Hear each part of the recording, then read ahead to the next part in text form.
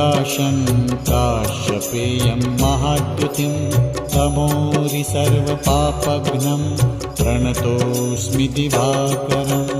ॐ ह्रां ह्रीं ह्रौं स्वः सूर्याय नमः। ॐ ह्रां ह्रीं ह्रौं स्वः सूर्याय नमः। जपाकुसुमसङ्काशं काश्यपेयं महाद्युतिं तमोरि सर्वपापघ्नं प्रणतोऽस्मि दिवाकरम्। ॐ ह्रां